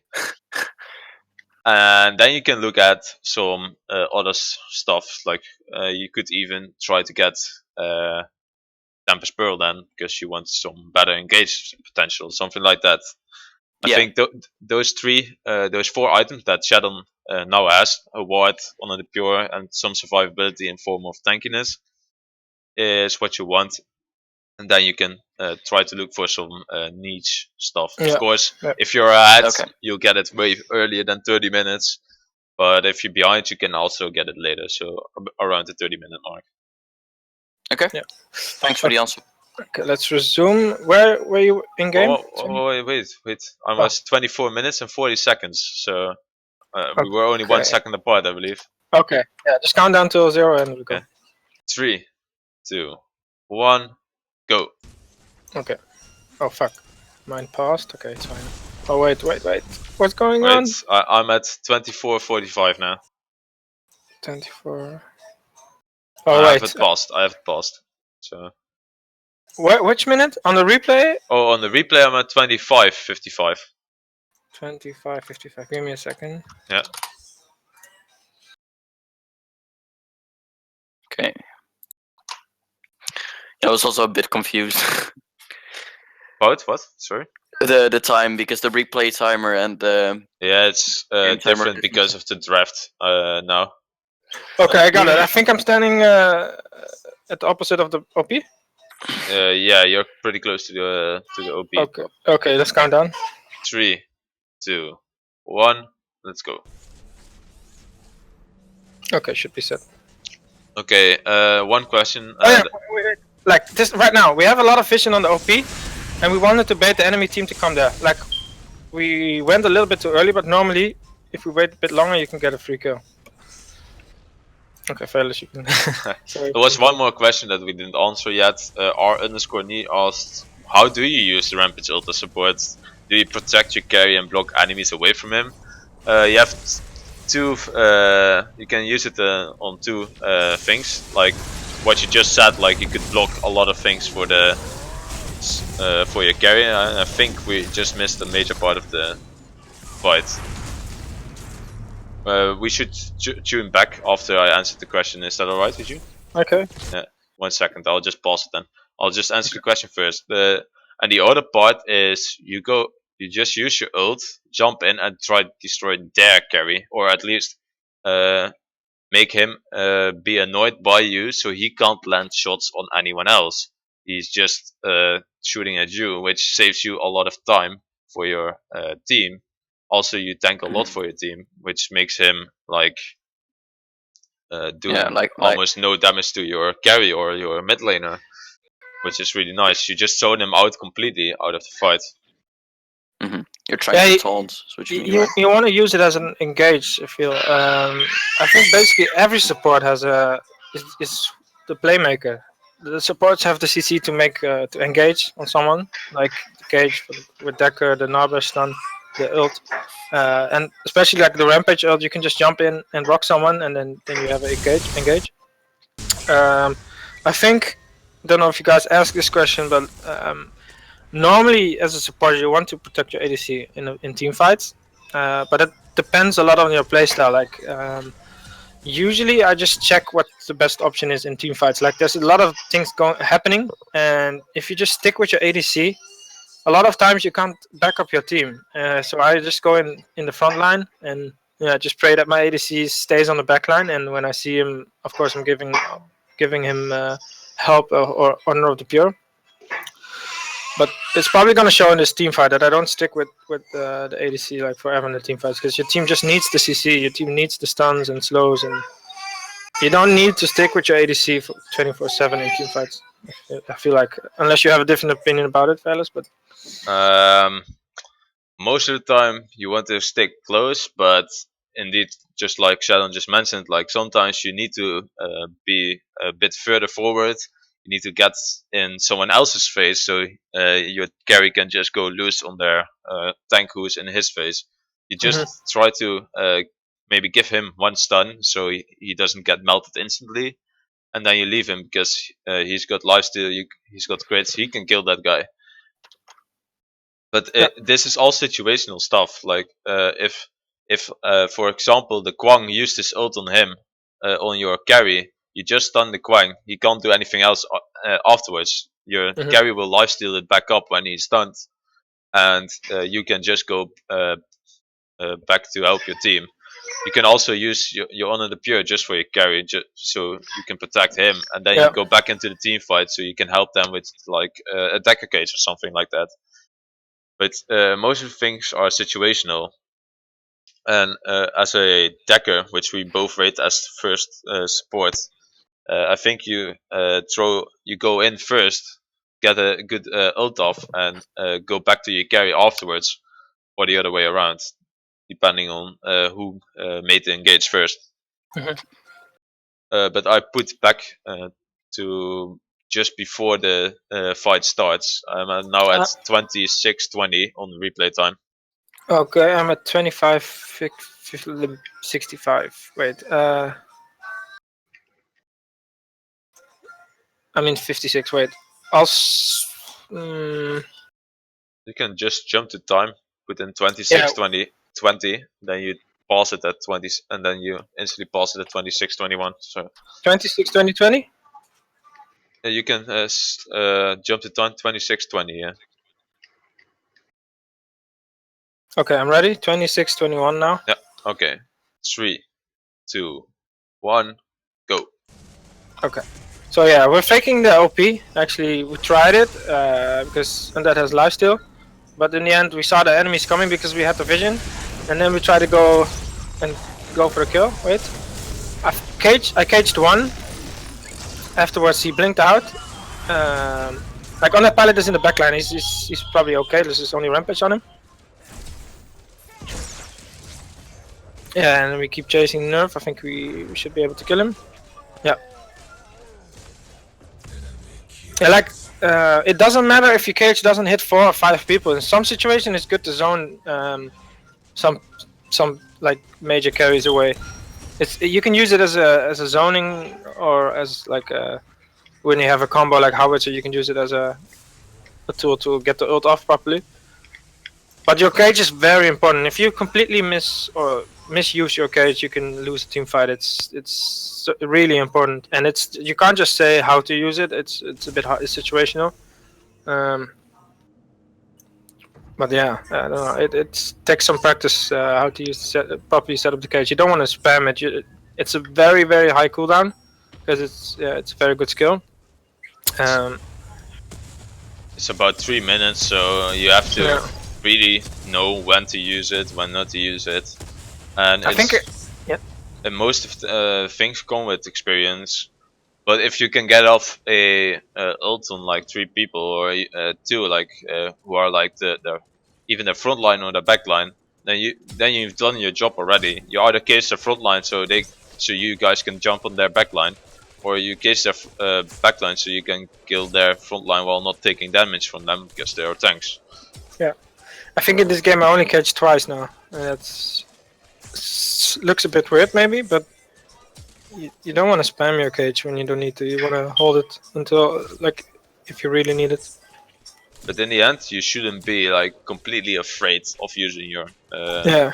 waiting for that perfect moment of getting Yeah, everybody like in, if you of get course. chased and you have 1 HP, there's no problem to just use it. I mean, it's better than dying. That's for sure. You can just get out and use it for escape if you really have to. Well, you just answered the question that I just posted. Is the cage Oh. ever worth using for peel, even for just Yeah. one person? For Yes, sure. it is. For sure.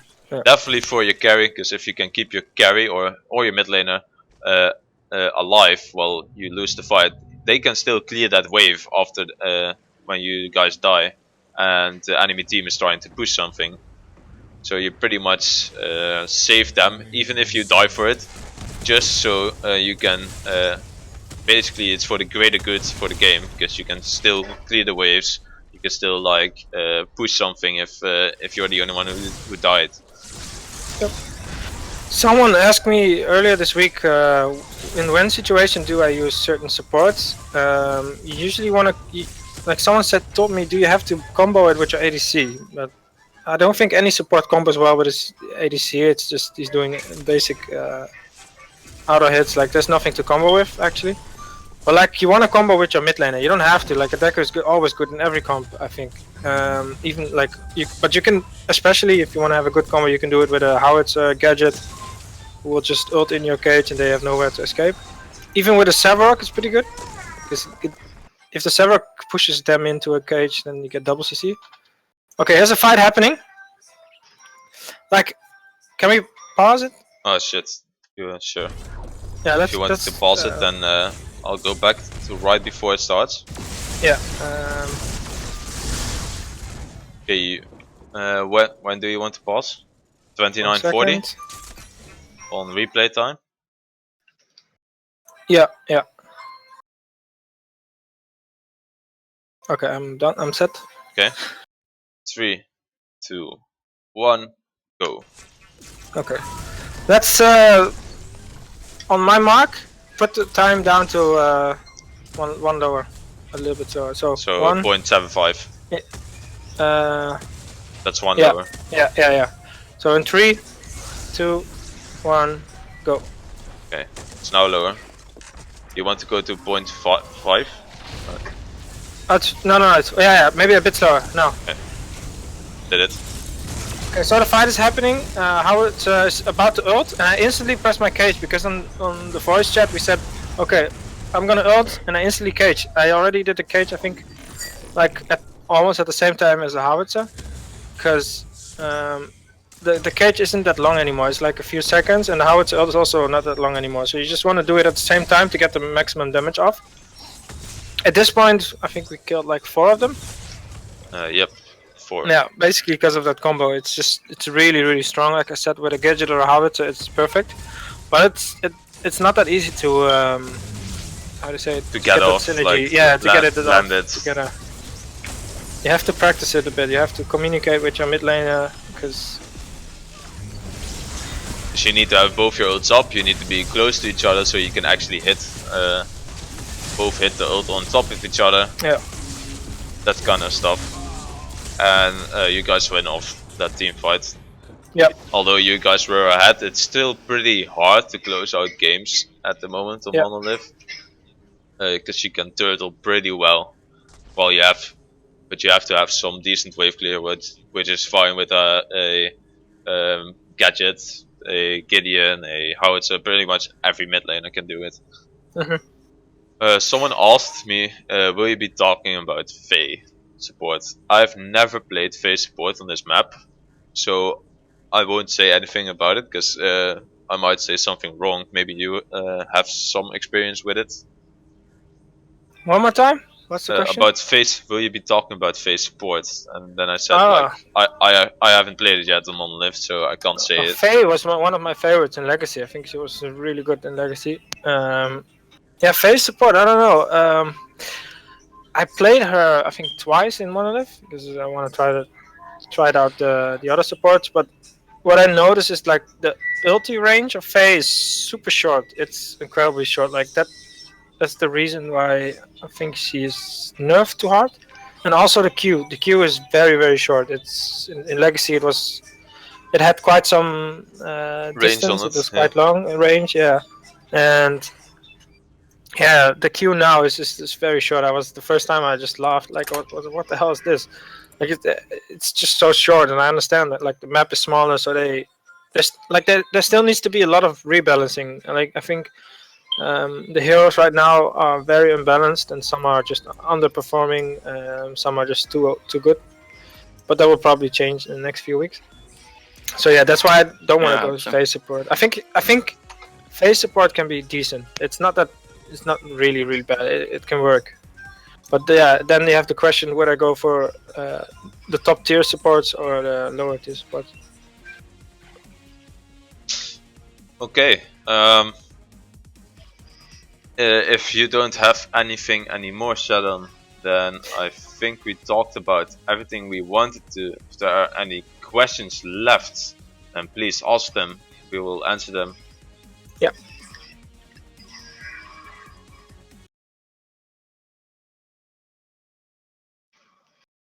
Well, I must say you did a pretty good job, guys. Yeah. Thank you very much. Thank you very much. What I want, like, Well, I Yeah. mean, first off, we gotta thank you for doing this for us. no Um, problem. Yeah, I mean, no, I'm no very problem, man. glad that you guys because I kind of got turned off from support because I felt like I didn't really have an as big of an impact anymore when I played it. So I started playing more roles, but I'm still quite interested to see how I can perform, and I hope I learned a lot from this. I did learn a lot from this, so I hope I can use it to a great extent in the future. Okay, that's Yeah, good to hear, man. I think like uh, I can understand like a lot of people not feeling that they have so much impact on supports because yeah, you don't deal that much damage. You don't have a kit like Howitzer where you can just burst people down and. Oh well, it's not like I main support on Legacy, Mhm. but I felt that at least after my first games in Monolith that I didn't feel like I had as big of an impact. I felt like I was kind of I I know just exactly what you mean because in Legacy, you could actually like be able to wave clear. You could actually be like yeah someone who could engage a fight and then Yeah. easily get on top of it because when you were the one who engaged in Legacy, you were most of the time also in a preferable situation to yeah actually come Yeah, exactly. ahead out of this fight. And on Monolith, and that's just not there anymore. So you have yeah to have a completely different playstyle after Legacy. and Which is also why the fact oh sorry uh, also the people a fact lot that of you okay, 1 second. you first Last sentence, which is why people get turned off by Monolith, especially support players. yeah Okay. and what I want to say is that it's also like on Legacy, if you were a bit behind, it was at least not terrible to farm back up a little again. But I feel like here on Monolith, especially if you're behind, it's very hard to farm because you don't want to take jungle, you don't really want to build damage. So again, last hitting is a little bit. And if you're harder. behind your enemy support as well, you basically don't have any survivability, so anyone can 1v1 you. Yep. Yeah. That's true. Yeah, you're kind of dependent on your ADC about how he last hits. That's why I always, when I'm in game in solo queue, I always watch my ADC hitting his last shot, his last hits. Like you're dependent of your ADC's last hits in lane at least, because you get like Yeah. 40% of the last hits the ADC does. And if you really want to carry in solo queue, don't be shy. Just take some farm. If you feel like the ADC is not last hitting well, just help him. Normally in high elo or in competitive, you don't even want to help him. You just can do it on his own. But when you see ADC struggles with last hitting, just take them. Yeah, like Okay. when he dives forward 1v2. Yeah, Well, exactly. I'll just take the all last hits for you. It's fine. Don't worry. Question about rotation and like the laning phase, the duo lane. You're saying that it's a good idea to rotate, especially to help you with your farm in between waves and things like that. A few of the times I've left my my carry, he just goes ahead and dies. Like, what conditions are you looking for when you can rotate? First question. Make And him my roam. make him roam with you. Well, No, wait. What you're asking is when is the right time to roam? Yeah. that's such a hard question because so many things are situational. Because if your mid laner is pushing in, when's the wrong time to roam? Is more like it because Okay. a lot of the times I've gone for roam and my ADC's done. one thing. Yeah. Okay, first off, a wrong time to roam is when your mid laner just pushed in his wave. You can't do anything else there. Because he's the enemy mid laner's under his tower. You're probably not gonna dive him this soon, so it's probably not worth going. Secondly, when you're in a 1v1 lane and the enemy already has his ult while your carry doesn't have like a good escape, then he's just gonna die most of the time. So sometimes you have to stay really careful, or either say to him like, I'm gonna roam now, please stay on your tower, or be careful in right lane, or something like that. So you either have to trust your teammate that he won't die, or at least go in or something, or overextend. That's the second thing. And the third thing is wrong timing is when the jungle, when you have literally no idea where the jungler is. You haven't seen him at all yet in the last 2 minutes, and if you want to go for that roam, he is probably gonna counter gank you instantly, which will leave you in a bad situation because the jungler most of the time also has CC and does more damage than you. The second question is, whose responsibility is it deep ward, the support or the jungler? Both. Most of the time it's very nice if you ask your jungler, come with me, I want to put some wards down, and then you go into the jungle together. Obviously in solo queue that's not always gonna happen, because either you are the jungler and the support doesn't want to come, or you are the support and your jungler doesn't want to come. Like against the Chimera, it can be very scary going in for a deep ward like the far side of Prime as a support. It depends on which support. Like that's why I'm rating range support higher than the melees. Cause like if you ward with a melee, like for example a Narbash, and you meet a Chimera into the enemy jungle, then you're probably gonna die because you don't really have escapes. And the other question I forgot was about wards. I think like everyone should ward. Like maybe even the ADC has to ward. Like everyone has to ward. There's no real responsibility for support to ward alone. For really deep warding, then that's what the carry is not really. No. Then I would say that jungler with his support. Like once you're ahead, like for example you're ahead of a bit CP and you want to extend your lead, you can do that either by taking enemy jungle camps, taking raptors if you can, or denying the team vision. So you ideally want to roam with your jungler once you're ahead, or with your mid laner, and try to get some pickoffs into the enemy jungle. That's why you want to deep vision the enemy jungle, just to get some picks. And what my team usually does is invade the green buff, because it's the best. It has a, how do you say it? It gives a shield, and it's very important if you steal that away from the enemies. So what we do once we're ahead, we just roam together, me and the jungler, or me and the mid laner, to steal away the green, or to pick a fight even. And that's how you that are how do you say it, a couple of things how to extend your lead as support. You shouldn't just sit there with your ADC and follow him everywhere he is. You should just focus on getting your own CP going, getting your items you need, getting some vision in. Make sure if your ADC is alone, that you have deep wards, that so he can back off. But yeah, you can't always save him. Like if he dies when you leave and you haven't you placed a lot of wards, then yeah, then it's probably his fault that he dies. Like, and yeah, and like if you play like a range support, you can just ward solo as well. I think you have a stun, you have a jump, but yeah, on Narbash it's a bit different. On melee support it's a bit different. It depends how squishy you are. I think on a rampage you could do it as well. You could ward deep. You have your jump, you have your rock. But yeah, if you can, just go with your jungler and get the roam going. And you don't want to roam like iFairless said when the mid laner is pushing his wave because there's nothing to gain.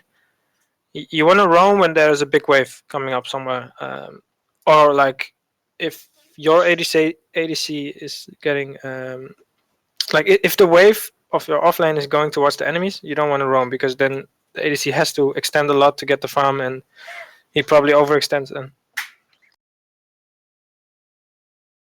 Okay.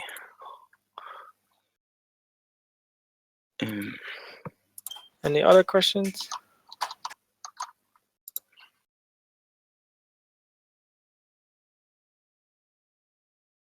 Are there any questions on stream, by the way, that still needs answering?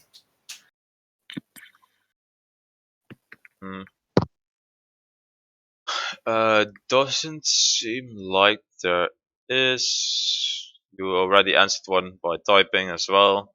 Mm-hmm. So I think that's it, guys. Okay.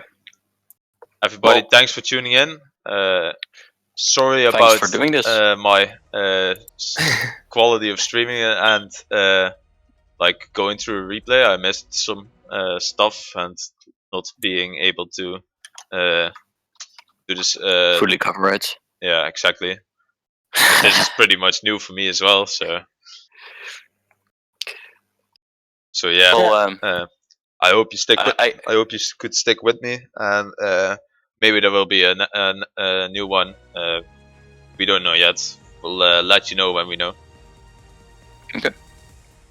Well, I guess we can, or I can speak for everyone to say that we are very thankful that you did this for us. Good. That's always appreciated that Indeed. everybody liked it. So Yeah, I appreciate it a lot, man. Thanks for everyone who signed up. We got like 50 views or something. That's pretty nice. Yeah.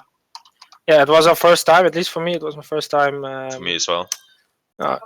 And yeah, I think it's very like helpful. I hope, and I learned a lot as well from this.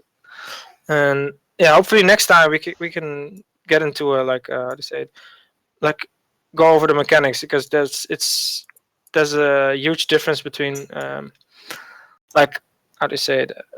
Some people who are in gold or in plat ask why they can't be diamond and stuff. Like hopefully in the next lesson we can go over some mechanics because it's not only because of that you need to know how to ward and stuff or how to rotate. It also requires some mechanics that that maybe we can help out as well. I also saw one question. If you guys are gonna do another one next time, can you do a solo queue game? Because most people here are people that solo queue. Mhm. So we might do that next time. So you guys can more. We can also do like an connect to it. in-house, right? Yeah, that that's would be fine as also well. Yeah. fun. Yeah. Then we can both use one, go in one team, and then explain what we want. But that's it for now. Another time. Thank you all for tuning in, and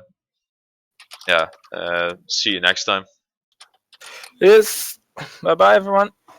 Bye.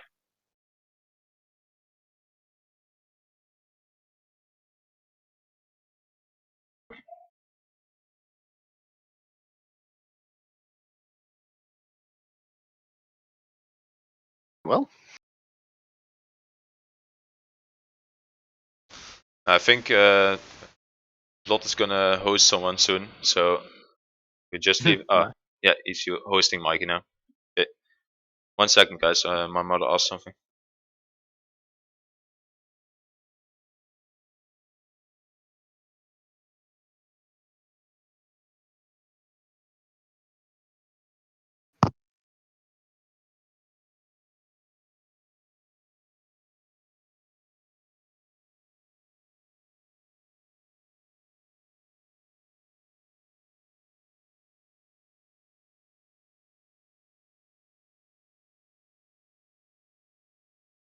Okay, I'm back.